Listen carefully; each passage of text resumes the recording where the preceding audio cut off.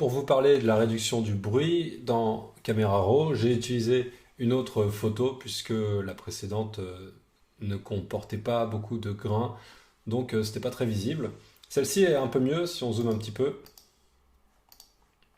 On voit qu'on a un petit peu de grains, notamment sur les parties floues ici.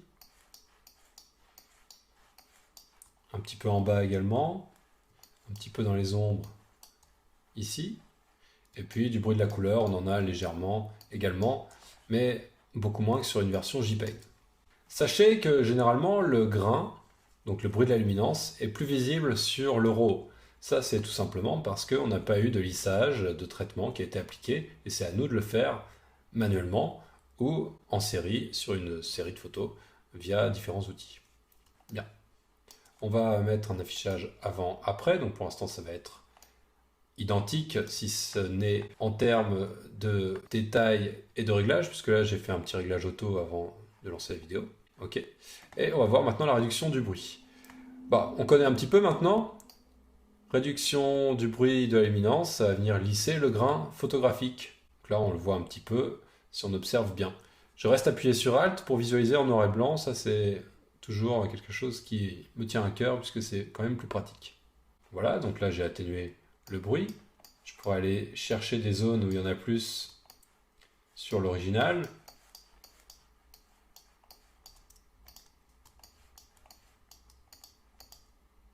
Oui, là on le voit bien. Ici il est atténué. Je pourrais encore atténuer davantage. Mais au risque de créer un flou sur les détails, donc attention. Maintenant je vais revenir vers une zone qui contient des détails justement. Et j'ai détails de luminance.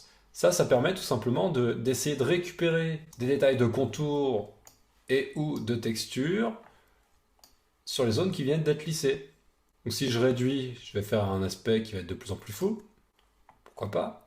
Et si j'augmente, je vais faire un aspect qui va être plus net en termes de contenu, au risque de faire revenir très légèrement du grain localement.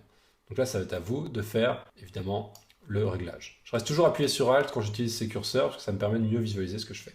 Là, à la limite, un léger flou n'est pas gênant. On a comme ça quelque chose d'assez propre. Évidemment, ce réglage répond au réglage de netteté. Donc, quand vous allez augmenter le gain, vous allez augmenter le bruit, à moins d'utiliser comme il faut le masquage et le rayon.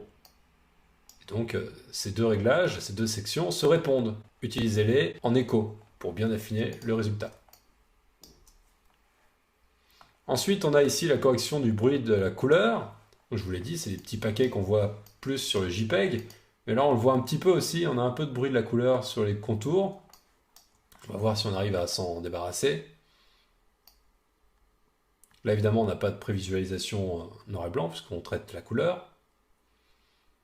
Bon, vous voyez, je l'augmente pour voir ce que ça donne, mais je ne vois pas forcément là d'amélioration. Voilà, il n'y a pas vraiment de bruit de la couleur notable à corriger. Donc ça change pas grand chose. Détail de la couleur, bon bah c'est le même principe.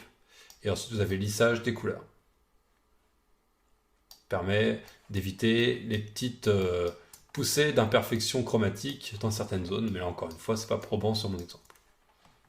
Donc voilà l'onglet détail dans le détail justement, qui vous permet d'avoir une belle accentuation tout en maîtrisant le niveau de bruit de vos images.